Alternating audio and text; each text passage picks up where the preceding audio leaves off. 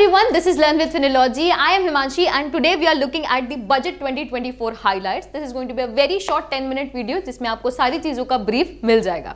तो चलिए शुरू करते हैं। तो सबसे पहला सवाल जो आपके मन में आना चाहिए वो ये है कि ये जो बजट सेशन है वो समन कौन करता है, इसको बुलाया किसके द्वारा जाता है। तो वो ऑफ कोर्स हमारे प्रेसिडेंट ऑफ इंडिया यानी कि अभी हमारी द्रौपदी मुर्मू जी के द्वारा इसे समन किया गया।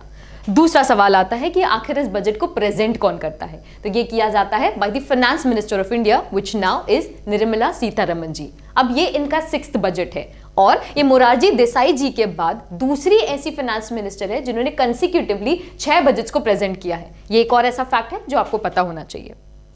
अब अगर हम बात करें कि इंटरिम बजट क्या होता है, देखिए अभी जो प्रेजेंट किया गया है वो इंटरिम बजट है। बात ऐसी है कि अभी इलेक्शंस होने वाले हैं और इलेक्शंस कुछ वक्त में ही होने वाले हैं, तो ये जो बजट की बात की जा रही है वो सिर्फ चंद 3-4 महीनों के लिए है। तो बेसिकली इस बजट के थ्रू पार्लियामेंट के पास नोड के लिए जाते हैं, यानी कि हामी के लिए जाते हैं कि हमें आने वाले 3-4 महीनों के लिए कुछ पैसे दे दीजिए ताकि हम इन काम को करवा सके।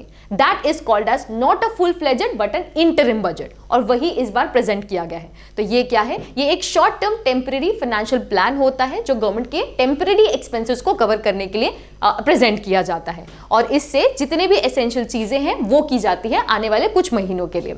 और जो भी फुल फ्लेजेड बजट है वो रिलीज किया जाएगा लोकसभा इलेक्शंस के बाद जो भी रूलिंग पार्टी आएगी उनके द्वारा।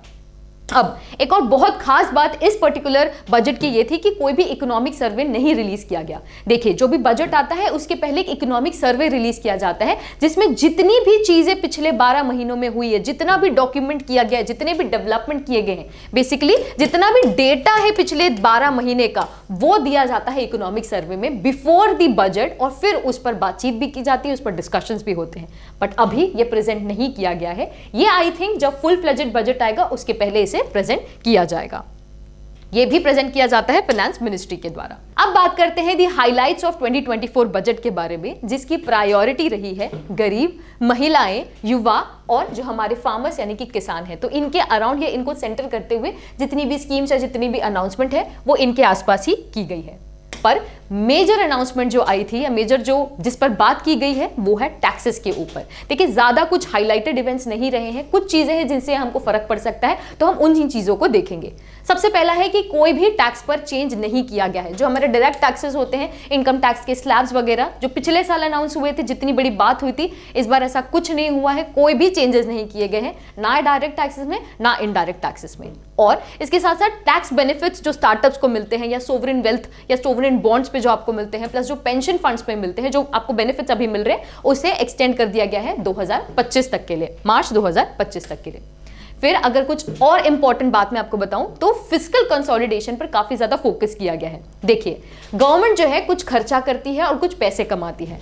हम यूजुअली खर्चे ज्यादा करते हैं हमारी कमाई से, और इस वजह से क्रिएट होता है डेफिसिट, यानी कि एक तरीके का गैप हमारे खर्चे और हमारी कमाई के बीच में।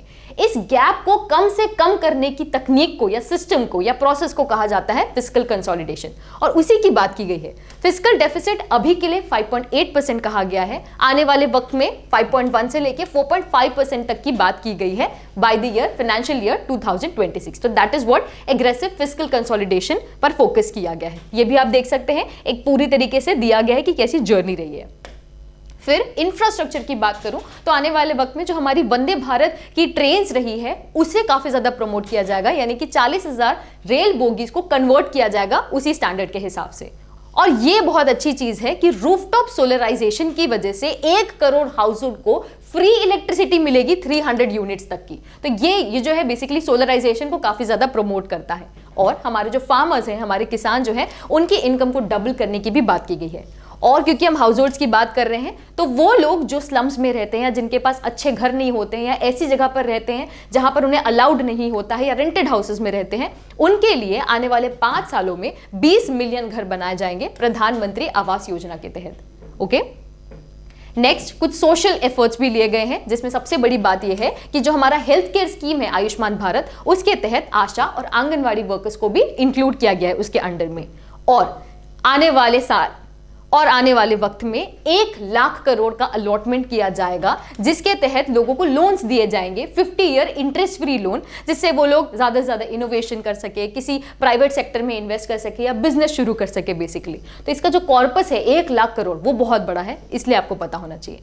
और देखिए FDI, जिसे हम फॉरेन डायरेक्ट इन्वेस्टमेंट कहते हैं, बाहर से जो पैसा आता है हमारे पास, उसे टर्म किया गया है as the first develop India scheme basically, कि यहाँ इंडिया में आप पैसा लेकर आइए, हमारे इंडिया को डेवलप कीजिए, यहाँ पर मैन्युफैक्चर कीजिए, उसको काफी ज्यादा प्रमोट किया जाएगा through bilateral trade treaties. And ये काफी अच्छा इनिशिएटिव है कि 9 से 14 साल की जो बच्चियां होती हैं उन्हें सर्वाइकल कैंसर ना हो, इसलिए उन्हें फ्री वैक्सीनेशन भी प्रोवाइड किया जाएगा। तो ये एक बहुत ही अच्छा इनिशिएटिव है। लास्टली, गवर्नमेंट ने पिछले साल में जो भी एफर्ट्स लिए हैं उससे जो इंपैक्ट आया है उनकी बात कर लेते हैं। जैसे कि पिछले 10 सालों में 25 करोड़ लोगों को बेसिकली मल्टी डायमेंशनल पॉवर्टी से छुटकारा मिला है। सिंपल भाषा में बोलूं तो 25 करोड़ लोग जो है पॉवर्टी से या फिर गरीबी से मुक्त हो गए हैं, क्योंकि इनका स्लोगन ही था गरीब का कल्याण देश का कल्याण। फिर स्किल इंडिया मिशन के तहत भी काफी सारे लोगों को ट्रेन किया गया है, यूथ को ट्रेन किया गया है, अलग अलग चीजों के लिए उनको सिखाया भी गया है। फीमेल एम्पावरमेंट की बात करें तो इनका हायर एजुकेशन, जो मतलब पहले काफी कम हुआ करता था, तो हायर एजुकेशन में जो एनरोलमेंट है वो 28% से इंक्रीज हुआ है। और जो आपके साइंस, टेक्नोलॉजी, इंजीनियरिंग के जो कोर्सेज होते हैं उसमें भी काफी ज्यादा जो है बढ़ोतरी मिली है, 43% तक की। And then lastly, the average income of people increased by 50%। ये काफी बड़ा स्टेटमेंट है जो दिया गया सीतारमन जी के द्वारा। शी ऑल्सो सेड कि 83 लाख SHGs के तहत 1 करोड़ महिलाएं जो है लखपति दीदीज बन गई। Alright? So this was the highlight of budget 2024. I really hope you liked it. जाते जाते मुझे ये जरूर बताइए कि आपको क्या लगता है कि आने वाले वक्त में जो फुल फ्लेजेड बजट है वो भी सेम गवर्नमेंट ही प्रेजेंट करेगी या नहीं। अपना ओपिनियन मुझे कमेंट सेक्शन में जरूर बताइएगा।